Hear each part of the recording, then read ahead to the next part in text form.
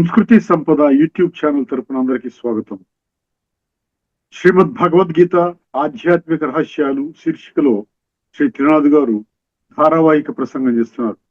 వారి ధారావాహిక ప్రసంగంలో ఈరోజు 548వ ప్రసంగం చేస్తున్నారు. శ్రీ త్రినాథ్ గారికి స్వాగతం. ఓం శాంతి. శ్రీమద్ భగవద్గీత ఆధ్యాత్మిక రహస్యాలు ఈ యొక్క కార్యక్రమాన్ని వీక్షిస్తున్నటువంటి సోదర సోదరులందరికీ కూడా హార్దిక స్వాగతం, సుస్వాగతం. ముందుగా ఆధ్యాత్మికత మరియు ధార్మికత ఈ రెండింటి మధ్య భేదాన్ని మనము చాలా ఎపిసోడ్స్ నుంచి మనం అర్థం చేసుకునే ప్రయత్నం చేస్తున్నాము. ఎందుకంటే ఈ రెండు ఒకటి కావు. ఆధ్యాత్మికత విశ్వాత్మ అందరికీ సంబంధించినటువంటి విషయము, ధార్మికత కేవలం ఒక ధర్మానికి సంబంధించిన వాళ్ళ విషయము. భగవంతుడు ఒక్కరే అని మనం భావిస్తున్నప్పుడు అది ధార్మికత ఆధారంగా దాన్ని మనం ప్రూవ్ చేయలేమండి. నేను ధార్మిక కోణంలో ఉంటాను, మళ్ళీ భగవంతుడు ఒక్కరే అని అంటాను అంటే అది కుదరదు. ఆధ్యాత్మిక కోణంలో మాత్రమే మనకు అర్థమవుతుంది. ఏమర్థమవుతుందండి? భగవంతుడు ఒక్కరే. ఎందుకంటే విశ్వాత్మలందరికీ తండ్రి ఒక్కడే అని సాక్షాత్తు భగవంతుడే భగవానువాచ 9వ అధ్యాయంలోని 17వ శ్లోకంలో చెప్పటం జరిగింది. అర్థమైందండి? ఇప్పుడు మరొక విషయాన్ని మీ దృష్టికి తీసుకొని వస్తున్నాను. మనం మామూలుగా దివ్య గుణ ధారణ అంటాం, దివ్య గుణాలు అంటాము, అవగుణాలు అంటాం. ఈ దివ్య గుణాలలో ముఖ్యంగా 2 దివ్య గుణాలు చెప్తారండి. ఏం చెప్తారండి? 2 దివ్య గుణాలు ఉంటాయంటే మీకు అన్ని దివ్య గుణాలు ఆటోమేటిక్గా వచ్చేస్తాయి. అందులో మొదటిది అంటే మీరు చాలా గొప్పగా తయారవుతారన్నమాట. మీ వ్యక్తిత్వాన్ని తయారు చేసుకోవడానికి మీరు ఈ 2 గుణాలు ధారణ చెయ్యాలి. ఒకటి మధురత, అర్థమైందండి? మధురత. రెండవది నమ్రత, అర్థమైందండి? మధురత అంటే ఏంటి? మనం సంకల్పాల్లో కూడా ఎవరి పట్ల ద్వేషభావం లేకుండా ఉండటము, మన మాటలు చాలా మధురంగా అవతల వాళ్ళకి వినడానికి ఆసక్తికరంగా, రుచికరంగా, మనతో మాట్లాడడానికి ఇష్టపడే విధంగా మనం మాట్లాడాలి. అర్థమైంది? తక్కువగా మాట్లాడాలి, అందులో చాలా సారవంతంగా మాట్లాడాలి. అది ఎవరిని హర్ట్ చేసే విధంగా ఉండకూడదు. రెండవ గుణం ఏంటంటే నమ్రత. నమ్రత అంటే ఏమంటారు? హ్యూమిలిటీ అంటారు. ఇది ఈగో అంటారు, చూసారా? ఈగో, ఈగో అంటే అహంకారము. దీనికి వ్యతిరేకం అన్నమాట. అహంకారం అని ఎందుకు వస్తుంది? అహంకారం అంటే నేను చాలా గొప్పవాడిని అంటే ఇది దేహభ్రాంతిలో వస్తుంది. 100% నేను దేహం అనుకుని ఆ విధంగా మన జీవితాన్ని కొనసాగిస్తున్నాం. కాబట్టి ఈ అహంకారం అనేది వచ్చింది. అహంకారం అనేది కూడా ఈ పంచవికారాలలో ఒకటిగా మనం మామూలుగా అర్థం చేసుకున్నాం. కామ, క్రోధ, లోభ, మోహ, అహంకారం. ఈ అహంకారము మిగతా వికారాలు పోవాలి. నమ్రత అనే గుణం మనం జీవితంలో ధారణ చెయ్యాలి. చాలా మహానుగా మనం తయారవ్వాలి. మన వ్యక్తిత్వాన్ని చాలా శ్రేష్టంగా, ఉన్నతంగా భగవంతుడికి ఇష్టమయ్యే విధంగా నేను నా యొక్క వ్యక్తిత్వాన్ని తయారు చేసుకోవాలి అంటే ఈ మధురత అనేది అవసరం. మనస, వాచ, మరి కర్మలలో కూడా. కర్మలలో మధురత అంటే ఏమిటి? కర్మలలో మధురత అంటే మన కర్మ ఇతరులకి హాని కలిగించకుండా ఉండాలి, ఇతరులకి నష్టం కలిగించకుండా ఉండాలి. ప్రతి ఒక్కరి పట్ల మనం ఒక సోదర భావంతో ఉంటూ ప్రతి ఒక్కరికి కూడా ఈ పుడమి మీద జీవించే హక్కు ఉన్నది. ప్రతి ఒక్కరూ భగవంతుడి సంతానము. ఆ యొక్క విషయాన్ని మనం అర్థం చేసుకోవాలంటే కేవలం ఇది ఆధ్యాత్మిక కోణంలోనే సాధ్యమవుతుంది. ఆధ్యాత్మిక కోణంలో మొట్టమొదటి ప్రాథమిక ఆధ్యాత్మిక మూల సిద్ధాంతము భగవద్గీత. సర్వశాస్త్రమై శిరోమణి అయినటువంటి భగవద్గీత మనకేం చెప్తుందండి? ప్రతి ఒక్క మనిషి తన యొక్క మూల స్వరూపములో ఆత్మ, తన యొక్క మూల స్వరూపములో ఆత్మ.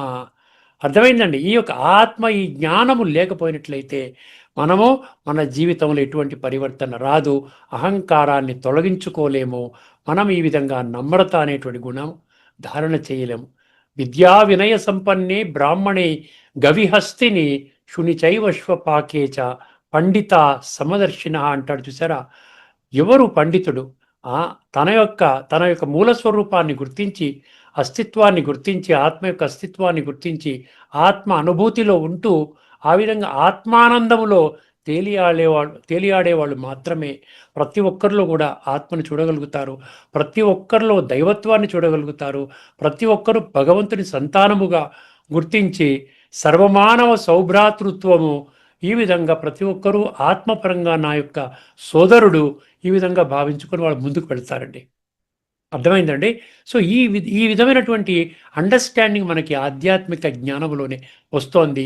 ధార్మికంలో అంటే భౌతికంలో ఉంటూ, నేను దేహమనే ఆ విధానంలోని జీవితాన్ని ఆ విధంగా గడిపేస్తూ, మనం ఈ మధురతాన్ని తెచ్చుకోవటం కష్టమో, నమ్రత అనే గుణం కూడా మనకి రాదండి. అర్థమైందండి? ముఖ్యంగా ఈ భేదాన్ని మీరు అర్థం చేసుకున్నారని నేను భావిస్తున్నాను.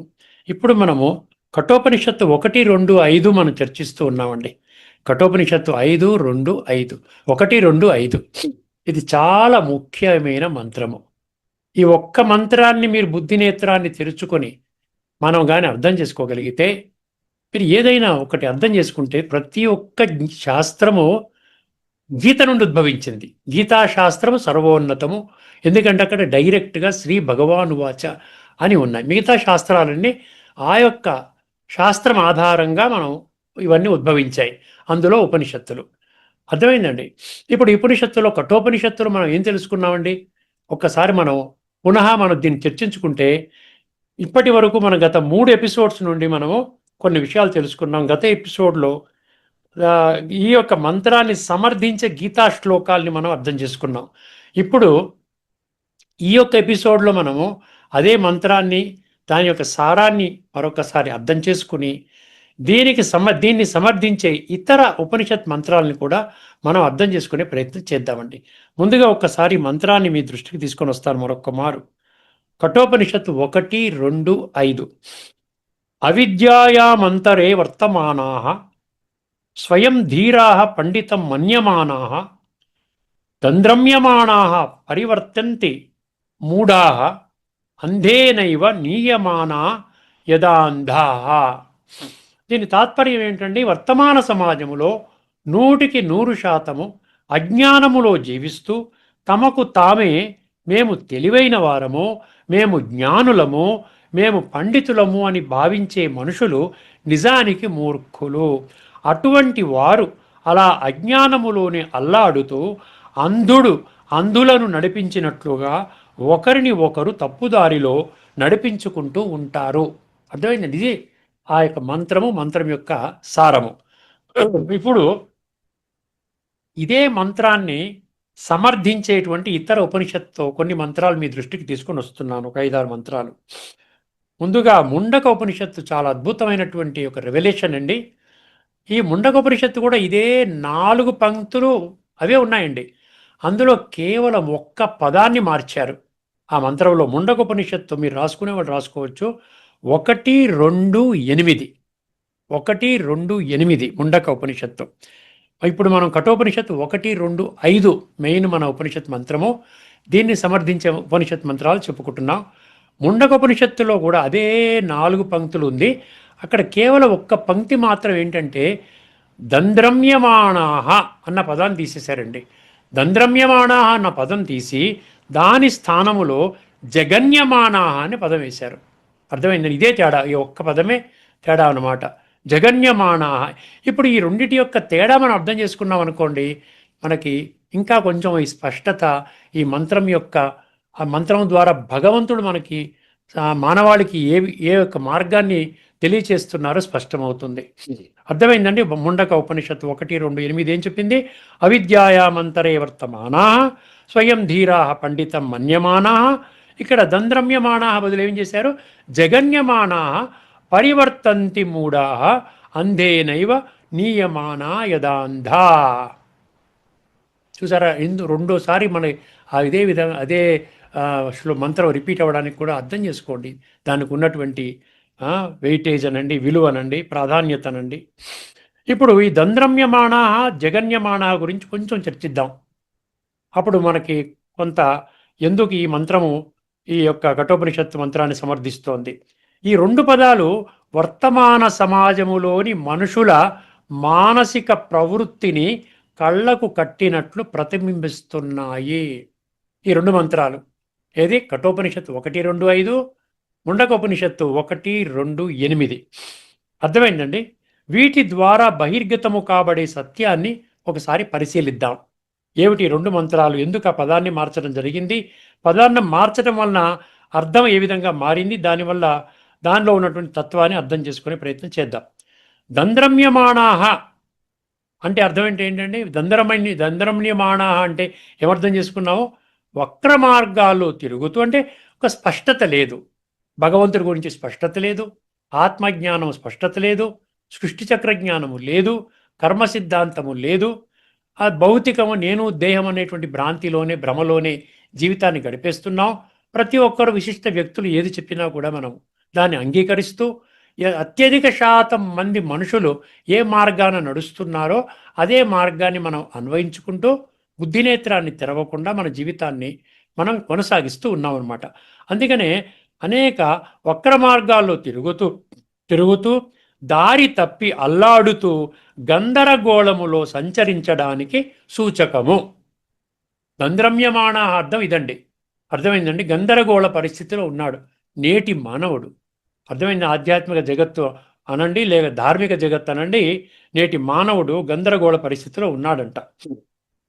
అర్థమైందండి? అంటే ఏమిటి? ఒక నిర్దిష్టమైన దిశ లేకుండా జీవితాలను గడపడము. ఒక నిర్దిష్టమైన దిశ లేకుండా జీవితాలను గడపడము. ఇప్పుడు దీనికి విరుద్ధంగా ఇక్కడ ఇంకో పదం వాడేటికి జగన్యమానాహ, ముండకోపనిషత్తు 1:2-8లో. ఈ జగన్యమానాహ అంటే ఏముంది అర్థం దీనిది? బాధలను దుఃఖములను అనుభవం చేస్తూ అవమానకరమైన హీనమైన స్థితికి దిగజారడానికి సూచకము. అర్థమైందండి? అక్కడేమో స్థితి చెప్తోంది, ఇక్కడేమో దాని ఫలం చెప్తోంది. బాధపడుతున్నారు, దుఃఖంలో మునిగి ఉన్నారు, ఆ హీనమైనటువంటి పరిస్థితిని పదం వాడాడు అక్కడ. అర్థమైందండి? దారి తప్పి అల్లాడుతూ, ఇక్కడ ఏమన్నారు? బాధలను దుఃఖములను అనుభవం చేస్తూ అవమానకరమైన హీనమైన స్థితికి దిగజారడానికి సూచకం. అంటే దుఃఖము అల్టిమేట్గా దేనికి లీడ్ చేస్తుందంట? పతనానికి, జీవితం యొక్క పతనానికి. పతనం అంటే ఏమీ లేదండి, కేవలం ఒక్క జన్మకి మాత్రమే పరిమితం చేసుకొని సుఖాలు అనుభవించి శరీరాన్ని చాలించటం. కానీ మనం అనుకునే విధానం కాదు కదా. భగవంతుడు ఏం చెప్తున్నాడు? ప్రతి ఒక్క ఆత్మ అవినాశి, శరీరము వినాశి అని చెప్తున్నాడు కదా. ఆత్మ అవినాశి, శరీరం వినాశి అయినప్పుడు ఖచ్చితముగా ఈ ఆత్మ ప్రతి ఒక్క ఈ యొక్క దేహాన్ని విడిచిపెడుతూ క్రొత్త దేహాన్ని తీసుకుంటూ వాసాంసి జీర్ణాన్ని యథా విహాయ అని చెప్పడం జరిగింది చూసారా. వస్త్రం ఏ విధంగా మార్చుకొని, చిరిగిన వస్త్రాన్ని మార్చుకొని మంచి వస్త్రాన్ని, నూతన వస్త్రాన్ని ధరిస్తాడో అదేవిధంగా ఆత్మ ఈ యొక్క శరీరాన్ని మార్చుకొని క్రొత్త శరీరాన్ని ధరించుకుంటుందని చెప్పాడు 2వ అధ్యాయంలో 22వ శ్లోకంలో. సో ఈ విధంగా కాలచక్రంలో పరిభ్రమిస్తాడు. ఆత్మ ఎప్పటికీ అవినాశి అనండి. ఆత్మ మాయమైపోవడం కానీ, ఆత్మ పరమాత్మలో లీనమైపోవడం కానీ జరగదండి. 2వ అధ్యాయం 20వ శ్లోకంలో నా జాయతే మ్రియతే వా కదాచిత్ నాయం భూత్వా భవిత వాన భూయ అజో నిత్య శాశ్వతో అయం పురాణో నా హన్యతే హన్యమానే శరీరే. అక్కడ శరీరం పోతుంది నాని, కానీ ఆత్మ అవినాశి అని స్పష్టం చేయడం జరిగింది. అందుకనే ఇక్కడ ఏంటి? దుఃఖము, అల్టిమేట్గా దుఃఖం వస్తుంది. ఈ వర్తమాన కాలం దుఃఖమే. తర్వాత పతనావస్థ అంటే ఏంటి? తర్వాత సత్యత్రేతాయుగాల్లో మనం జన్మ తీసుకోము. దానికి ఆధారము సాత్విక సంస్కారాలతో శరీరాన్ని విడిచిపెట్టాలి. దాని కొరకు భగవంతుడు రాజయోగాన్ని నేర్పిస్తున్నాడు. అర్థమైందండి? సో ఇక్కడ ఆ పతనం, ఈ రెండింటి మధ్య ఉన్న అవినాభావ సంబంధాన్ని ఒకసారి గమనించండి. దంద్రమ్యమాణాహ అంటే ఏంటి? అది ఒక కారణం అన్నమాట. కాజ్ అండ్ ఎఫెక్ట్ అంటారు చూసారా. కారణము తర్వాత ఫలితము, కాజ్ ఎఫెక్ట్. ఇది కాజ్ అంటాడు. దంద్రమ్యమాణ అనేది కఠోపనిషత్తు 1:2-5 మనకేం చెప్తుంది? కారణం చెప్తోంది. అంటే దారి తప్పి అల్లాడుతూ గందరగోళములో సంచరించడము, అది కాజ్ అన్నమాట. దాని పర్యవసానం ఏమిటి? దాని ఫలితం ఏమిటి? అది మనకేం చెప్తుంది? జగన్యమాణ చెప్తుంది. ఈ తేడా ఎందుకు ఈ విధంగా ఈ మంత్రంలో ఆ శబ్దాన్ని మార్చడం జరిగిందో అర్థం చేసుకోండి. జగన్యమాణ అంటే ఏంటి? ఫలితం ఏంటి? ఇఫెక్ట్. దుఃఖములో పడి పతనం అవ్వటం, దుఃఖము పతనము, సంసార బంధనంలో రావటం, ఈ యొక్క సంస్కారాలని పాడు చేసుకోవటం, ఇప్పటికే తమో ప్రధానంగా చేరిపోయినటువంటి సంస్కారాలని పట్టించుకోకపోవటం, అసలు ఆత్మ గురించే పట్టించుకోకపోవటం, కేవలం ఆత్మ అనేది కేవలము ఎవరైనా చనిపోయినప్పుడు ఆత్మకి శాంతి కలుగుగాక అని వాడుకోవటానికి తప్ప ఇంకా దేనికి కూడా ఆత్మజ్ఞానం మనం వాడుకోకపోవటము, ఇవన్నీ ఆయన అజ్ఞానంతో కూడుకున్న విషయం అన్నమాట. అందుకని ఇక్కడ ఏం చెప్తున్నాడు? ఇక్కడ ఫలితం ఎఫెక్ట్ ఏంటి? దుఃఖములో పడి పతనం అవ్వడము. మనిషి తప్పు ఎక్కడ చేస్తున్నాడంటే చూడండి, మనిషి తప్పు ఎక్కడ చేస్తున్నాడంటే తాను చూడలేని మార్గాన్ని ఇతరులకు చూపడానికి ప్రయత్నిస్తున్నాడు. అర్థమైందండి? అజ్ఞానములో ఉంటూ నేను జ్ఞానిని, నాకు సర్వము తెలుసును అనేటువంటి భావనతో ఏం చేస్తున్నాడు? అందరికీ కూడా జ్ఞానాన్ని తెలియజేసే ప్రయత్నం చేస్తున్నాడు. అందుకని ఇక్కడ ఏం చేశాడు? తాను చూడలేని మార్గాన్ని, అంటే ఆత్మనేత్రం తెరుచుకోలేదు, బుద్ధినేత్రం తెరుచుకోలేదు, నేను ఆత్మని, ఇది నా దేహం అని తెలుసుకోలేదు, సర్వాత్మల తండ్రి పరమాత్మని తెలుసుకోలేదు, పరమాత్మ వర్తమాన సమయంలో రాజయోగము ద్వారా సంస్కార పరివర్తన చేస్తున్నాడు, ఇది ఒక ఈశ్వరీయ యజ్ఞము, రాజశ్వ అశ్వమేధ అవినాశి రుద్ర గీతాజ్ఞాన యజ్ఞము, ఈ విషయాలు ఏమీ తెలుసుకోలేదు. కానీ తాను చూడలేని మార్గాన్ని ఇతరులకు చూపడానికి ప్రయత్నిస్తున్నాడు. ఇదన్నమాట ఇప్పుడు జరుగుతున్నటువంటి పరిస్థితి. అందుకని ఇదే ఏమన్నాడు దీన్ని? అంధుణ్ణి నడిపించటం అంటే ఇదే. ఫలితం ఏంటంటే ఇద్దరూ ఒకే గోతిలో పడిపోతారు. అక్కడ చెప్పేవారు, ఎందుకంటే చెప్పేవారు స్వర్గంలోకి రారు, అక్కడ విన్నవాళ్ళు కూడా స్వర్గంలోకి రారు, ఇద్దరు కూడా ఒకే గోతిలో పడిపోతారు. ఇది కేవలం ఒక ఉపమానము కాదు, ఇది మన జీవిత వాస్తవము. దీనికి పరిష్కారం ఏమిటి? పరిష్కారం కూడా కావాలి కదా. దీని పరిష్కారం ఏమిటి? తామే జ్ఞానులు అని భావించకండి, వినయముతో సత్యాన్ని అన్వేషించండి, నిజమైన జ్ఞానాన్ని స్వీకరించండి. అప్పుడు మాత్రమే అజ్ఞానము తొలగుతుంది. సత్యమైన సంపూర్ణమైన ఆధ్యాత్మిక జ్ఞానము ద్వారా జీవితము వెలుగులోకి వస్తుంది. భగవంతుడు మనకు సొల్యూషన్ కూడా ఇస్తున్నాడండి. గుర్తుంచుకోండి, అజ్ఞానము ప్రమాదం అన్నాడు.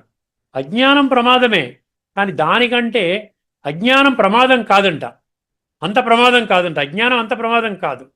దానికంటే ఘోరాతి ఘోరమైన ప్రమాదం ఏంటంటే అజ్ఞానములో ఉంటూ జ్ఞానులుగా భావించడం ఘోరాతి ఘోరమైన ప్రమాదం. ఎందుకంటే నేను జ్ఞానిని అని భావించినప్పుడు ఇంకా జ్ఞానం తెలుసుకోవడానికి ప్రయత్నం చెయ్యను. కనీసం నేను అజ్ఞానిని అనుకున్నప్పుడు ఎవరైనా సత్యమైన జ్ఞానం చెప్తే వినడానికి ఆసక్తి చూపిస్తాను. అజ్ఞానం నుండి అజ్ఞానాన్ని వదిలించుకొని జ్ఞానిగా మారతాను, జీవితాన్ని ఉద్ధరించుకోగలుగుతాను. అర్థమైన 6వ అధ్యాయంలో 5వ శ్లోకంలో ఏం చెప్పాడు భగవంతుడు? ఉద్ధరేదాత్మనాత్మానం నా ఆత్మానం అవసాదయేత్ ఆత్మైవ హ్యాత్మనో బంధురాత్మైవ రిపురాత్మన. నీవు ఉద్ధరించుకుంటే నీకు నీవే బంధువు, రిలేటివ్. నీవు ఉద్ధరించుకోకపోయినట్లయితే నిర్లక్ష్య వైఖరితో అజ్ఞానంలో ఉంటూ నువ్వు జ్ఞానిగా ఆ విధంగా నువ్వు అందరికీ జ్ఞానాన్ని బోధిస్తూ ఉంటే నాయన నీ యొక్క గోతిలో నీవే పడుతున్నావు అని చెప్తున్నాడు. అర్థమైందండి? సో అజ్ఞానంలో ఉంటూ జ్ఞానులుగా భావించడము మిక్కిలి ప్రమాదం అనే స్థితి అంటున్నాడు. ఈ విధముగా 2 ఉపనిషత్ మంత్రాలు ఒక గొప్ప ఆధ్యాత్మిక సూత్రాన్ని మనకి బహిర్గతపరుస్తున్నాయి. అర్థమైందండి? ఎంత ఒక్క మంత్రం ద్వారా ఈ చర్చ మనం చేస్తున్నాం. ముండక ఉపనిషత్తు 1, 2, 8, కఠోపనిషత్తు 1, 2, 5. ఇప్పుడు మరొక ఉపనిషత్తు ముండక ఉపనిషత్తు 1, 2, 9. అక్కడికి ఆ చర్చ అయిపోయింది. అక్కడ జగన్యమాన చర్చ అయిపోయింది కదా. ఇప్పుడు మనకి 1, 2, 3 తదుపరి ఉపనిషత్తులోకి వెళ్తున్నాం. అవిద్యాయాం బహుధా వర్తమానా వయం కృతార్థ ఇత్యభిమన్యంతి బాలాః ... అజ్ఞానములో ఉన్నవారు దీన్ని చూడండి. 1, 2, 9 ముండకోపనిషత్తు ఏమంటుందండి? అజ్ఞానములో ఉన్నవారు మేము కృతార్థులమయ్యాము అని భావిస్తారు, కానీ వారు సత్యాన్ని గ్రహించరు, చివరికి వారు పతనమవుతారు. తామే జ్ఞానులు అనే అహంకారమే అంధత్వము అంటున్నాడు. తామే జ్ఞానులము తామే జ్ఞానులు అనే అహంకారమే అంధత్వము అంటున్నాడు. ఇదేంటంటే ముండకోపనిషత్తు 1, 2, 9. మీరు కూడా ఈ ఉపనిషత్ మంత్రాలు చెప్తున్నాను కాబట్టి మీరు రాసుకోండి. మీరు ఇప్పుడు ఏ టూల్స్కి వెళ్ళండి, గూగుల్లోకి వెళ్ళండి, మిగతా ఎన్నో ఉన్నాయి మనకు సదుపాయాలు. లేదా పెద్దవాళ్ళని అడగండి, లేదా ఉపనిషత్ పుస్తకాలు కొనుక్కొని చదువుకోండి. 1, 2, 8 ఏం చెప్పింది, కఠోపనిషత్తు 1, 2, 5 ఏం చెప్పింది, 1, 2, 9 ముండకోపనిషత్తు ఏం చెప్పిందో మీకు అర్థమవుతుంది. ఇప్పుడు మరొక ఉపనిషత్తు మంత్రము ఈశావాస్య ఉపనిషత్తు. ఎక్కడికి వచ్చామండి? ఈశావాస్య ఉపనిషత్తు 9వ మంత్రం అండి. అంధం తమః ప్రవిశంతి ఏ అవిద్యాముపాసతే. డాట్ డాట్ డాట్ అవిద్యను అనుసరించేవారు అంధకారములో పడతారు. అవిద్య అంటే ఆత్మజ్ఞానం లేకపోవటం అండి. అర్థమైందండి? అవిద్య అంటే ఆత్మజ్ఞానం లేదు, అంధకారములో పడతారు. కానీ తప్పుడు విద్య అంటే ఏంటి? నేను దేహభ్రాంతిలో ఉంటూ శాస్త్రజ్ఞానమే నేను పొందినటువంటి జ్ఞానం, ఉపనిషత్తులు, వేదాలు, మిగతా పురాణాలు, ఇవన్నీ ఇతిహాసాలు, ఇవన్నీ నాకు తెలుసును అనేటువంటి ఒక భ్రాంతిలో మేము జ్ఞానులము అనుకున్న వాళ్ళు తప్పుడు విద్య అంటున్నాడు. అపూర్ణ జ్ఞానములో మునిగిన వారు ఇంకా గాఢమైన అంధకారములో పడతారు. ఇది ఏమి చెబుతోంది అంటే తప్పుడు జ్ఞానము అజ్ఞానము కంటే ప్రమాదకరము. ఇందాక అనుకున్నాను చూసారా? అర్థమైందండి? అజ్ఞానములో ఉంటూ జ్ఞానులుగా ఉండటం, భావించడము ప్రమాదం అన్నట్టు ఇదే రిపీట్ అవుతుంది ఇక్కడ కూడా. తప్పుడు జ్ఞానం అజ్ఞానము కంటే ప్రమాదకరము. తర్వాత ఉపనిషత్తు కేనోపనిషత్తు 2.5 అండి. కేనోపనిషత్తు 2.5 ఇహ చేదవేదీదత సత్యమస్తి నా చేదిహా వేదీన్ మహతి వినిష్టిహ డాట్ డాట్ డాట్ ఈ జన్మలోనే ఆత్మజ్ఞానం పొందకపోతే, ఇహ అన్నాడు చూసారా? ఇహ అంటే ఈ జన్మ, ఈ లోకము, ఇప్పుడు వర్తమాన సమయము. ఈ జన్మలోనే ఆత్మజ్ఞానం పొందలేకపోతే అది మహానష్టము. జ్ఞానము పొందలేని జీవితము వ్యర్థము. జ్ఞానము పొందలేని జీవితము వ్యర్థము. ఆ ఉపనిషత్తు చదువుకోండి, కేనోపనిషత్తు 2.5. మార్గము తెలియకపోవడము అంధత్వము. మార్గం తెలియదు కదా. అంధత్వం అంటే ఈ 2 భౌతిక చర్మనేత్రాలు లేవని కాదండి, 3వ నేత్రం తెరుచుకోకపోవటము. సమగ్ర సారం అండి. మంత్రాల యొక్క సారం ఒక్కసారి ఒక 2 వాక్యాలు అర్థం చేసుకోండి. ఈ మంత్రాలన్నీ ఒకే సత్యాన్ని చెబుతున్నాయి. ఏం చెబుతున్నాయండి? అవిద్యలో ఉన్నవారు తమకు తామే జ్ఞానులమని భావిస్తారు. ఒకరిని ఒకరు తప్పుదారిలో నడిపిస్తారు. అంధుణ్ణి నడిపించటం అంటే ఇదే అంటున్నాడు. అంధుణ్ణి నడిపించటం అంటే ఇదే. ఆధ్యాత్మిక దృష్టికోణంలో మరికొన్ని విషయాలు మీ దృష్టికి తీసుకొని వస్తున్నానండి. ఈ మంత్రం ప్రకారము ఈ మంత్రం అంటే ఏంటి? కఠోపనిషత్తు 1-2-5. ప్రపంచమంతా ఇప్పుడు అవిద్య స్థితిలో ఉన్నది. ప్రపంచం దిగజారిపోతోంది. ఎందుకు దిగజారిపోతోంది అనుకుంటే కాదండి, దానికి కారణం భగవంతుడు చెప్తున్నాడు, ఉపనిషత్తులు చెప్తున్నాయి. ఎందుకు దిగజారిపోతున్నారు? ఇన్ని రకాల పూజలు, పునస్కారాలు, యజ్ఞాలు, యాగాలు, జపాలు, తపాలు, వ్రతాలు, ప్రవచనాలు, ఈ విధంగా ధార్మిక గ్రంథాల పఠన, పారాయణ, తీర్థయాత్రలు ఇవన్నీ చేస్తున్నప్పటికీ కూడా మనిషిలో దైవీ గుణాలు ఎందుకు రావటం లేదు? ఎందుకు అనే దానికి కారణం చెప్తున్నాడు అనమాట. ప్రపంచమంతా ఇప్పుడు అవిద్య స్థితిలో ఉన్నది. మనుషులు 100% దేహాభిమానములో, అంటే నేను దేహము అన్న భావనతో జీవితాలను గడుపుతున్నారు. చూడండి, జీవితాలను గడుపుతున్నారు. నిజమైన ఆత్మజ్ఞానము లేదు.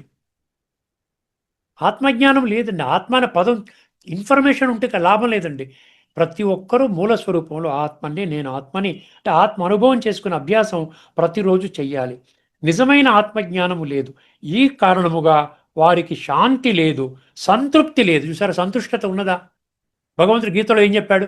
సంతుష్ట సతతం యోగి యథాత్మ దృఢ నిశ్చయ మయ్యర్పిత మనోబుద్ధి యో మద్భక్త సమే ప్రియ. సంతుష్టత అనే గుణం ఉన్నవాడు భగవంతుడు చాలా దగ్గర అవుతాడండి. సంతుష్టత అంటే ఏంటి? పరమాత్మ ప్రాప్తి, పరమాత్మ యొక్క సత్యవారసత్వమైనటువంటి సత్య త్రేతాయుగాల్లో శ్రేష్టమైన జన్మలు. ఇది పొందినవాడికి చిన్న చిన్న విషయాల మీద వ్యామోహం ఉంటుందా చెప్పండి? అర్థం చేసుకో. అందుకనే సంతుష్టత గొప్ప గుణము. ఇక్కడ ఉన్నటువంటి వాళ్ళకి శాంతి లేదు, సంతృప్తి లేదు. దారి తప్పిపోవడమే కాకుండా సత్యమైన మార్గంలో ప్రయాణించే శక్తి వారిలో లేదు. వారు దారి తప్పి నడుస్తున్నారు. అనుకుంటారు, ఏం చేయలేమండి, మాకు వల్ల కాదండి, ఇవన్నీ ఆధ్యాత్మిక విషయాలు మేమేం తీసుకోలేము, ఆచరించలేము, మా వల్ల కాదంటారు. చూసారా, దారి తప్పుతున్నామని తెలుస్తుంది, కానీ వాళ్ళకి ఏంటంటే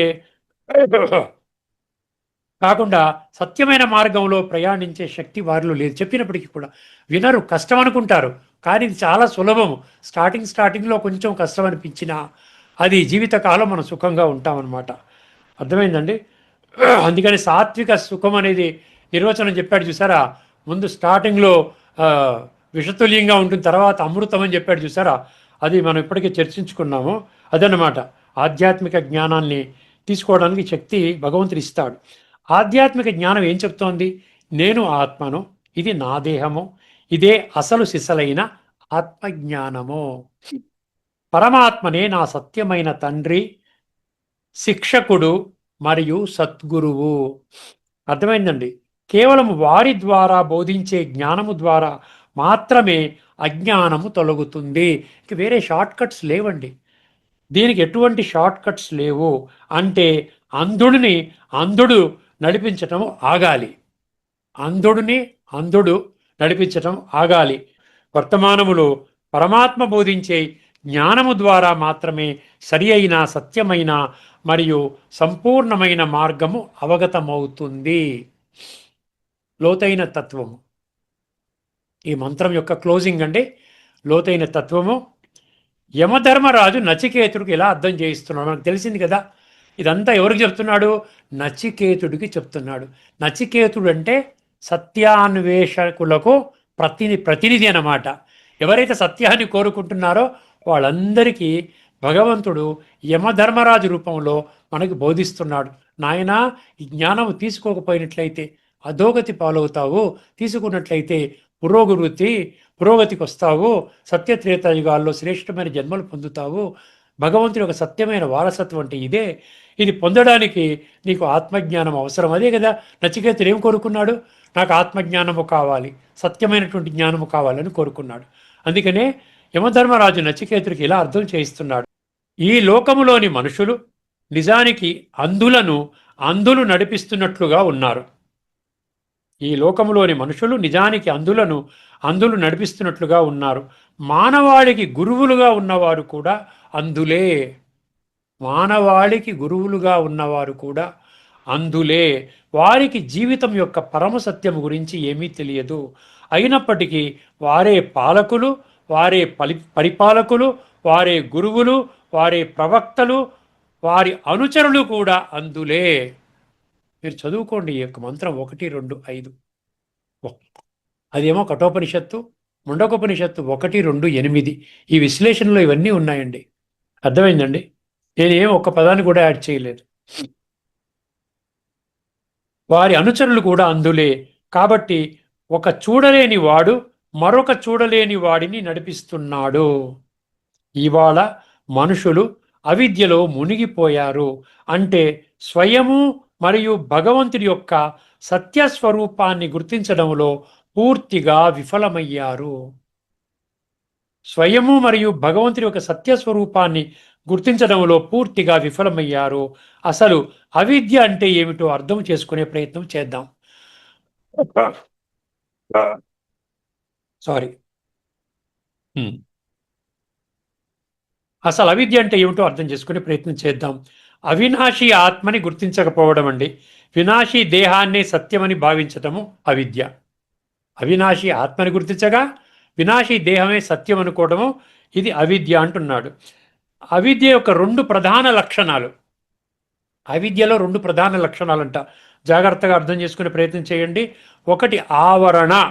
ఆవరణ అంటే ఇది ఒక తెర లాంటిది. ఇది మన చైతన్యాన్ని కప్పి ఆ సత్యాన్ని తెలుసుకోకుండా చేస్తోంది. ఆవరణ అంటే తెర అనమాట. అంటే ఆత్మనేతరాన్ని మూసేస్తుంది. అజ్ఞానేన ఆవృతం జ్ఞానం అంటాడు చూసారా, ఈ విధంగా మూసేస్తుంది. కాబట్టి ఏమంటే నేనే దేహం అనుకొని జీవితాన్ని నడిపిస్తుంది. దీని ఏమన్నాడు? అవిద్యలో మొదటి భాగం ఏంటి? ఆవరణ. రెండవది ఏంటంటే విక్షేపం అంట. ఆవరణ, విక్షేప. విక్షేపం అంటే ఏంటి? ఇది మరొక శక్తి. ఇది నిజాన్ని దాచిన తర్వాత లేనిదాన్ని ఉన్నట్లుగా చూపిస్తుంది. చూసారా, నిజాన్ని దాచేస్తుంది, ఆత్మజ్ఞానాన్ని దాచేస్తోంది, లేనిదాన్ని ఉన్నట్లుగా. లేనిది ఏమిటి? ఏమిటంటే లేనిది వినాశి శరీరం ఉంటుందా? ఎప్పుడైనా ఉన్నట్టుండి పోతోంది. సో లేనిదాన్ని ఉన్నట్టుగా ఇదే శాశ్వతము, దీనికోసమే కష్టపడాలి అని ఆ విధంగా మనకి చెప్తోందన్నమాట. లేనిదాన్ని ఉన్నట్లుగా చూపిస్తోంది. అంటే ఉన్నదాన్ని లేనట్లుగా, లేనిదాన్ని ఉన్నట్లుగా చూపిస్తోంది. అయిపోయింది. ఆఖరి మహావాక్యం అండి. అందువలన అవిద్యలో ఉన్న మనుషుల పరిస్థితి ద్వంద్వ దుస్థితి అన్నాడు. ద్వంద్వలో నిజముగా ఉన్నదానిని తెలుసుకోలేరు, లేనిదాన్ని బాగా తెలుసుకున్నట్లు భావిస్తారు. అహంకారపు మోసము. ఇలాంటి వారు తమను తాము జ్ఞానులు, గొప్పవారు, సాంస్కృతికంగా ఉన్నతమైన వారుగా భావిస్తారు. ధనము, అహంకారముతో జీవిస్తూ జీవితాన్ని వృధా చేసుకుంటారు. ఇలాంటి వారిని మూఢులు అని పిలుస్తారు. అంటే పూర్తిగా అజ్ఞానములో కూరుకుపోయిన వారు. ఇక్కడతో మనం ఈ చర్చను ముగించుకుందామండి. తదుపరి ఎపిసోడ్లో ఇదే మంత్రాన్ని ఆఖరిగా వివిధ విశిష్ట వ్యక్తుల యొక్క అభిప్రాయాలు ఈ యొక్క మంత్రం మీద, ఇది చాలా గొప్ప మంత్రం. ఈ ఒక్క మంత్రాన్ని మీరు కానీ విశ్వసించినట్లయితే మీ జీవితం మారుతుంది. దాని మీద చాలా విశిష్ట వ్యక్తుల యొక్క అభిప్రాయాలతో ఈ యొక్క ఎపిసోడ్ని, మరొక ఎపిసోడ్ని మనము కొనసాగించుకుందామండి. అందరికీ అంతవరకు సెలవండి. అందరికీ నమస్కారం. లోకా సమస్త సుఖినో భవంతు. ఓం శాంతి. శ్రీమద్ భగవద్గీత ఆధ్యాత్మిక రహస్యాలు శీర్షికలో ధారావాహిక ప్రసంగంలో 548వ ప్రసంగం చేసిన శ్రీ శ్రీనాథ్ గారికి ధన్యవాదాలు. నమస్కారం అండి.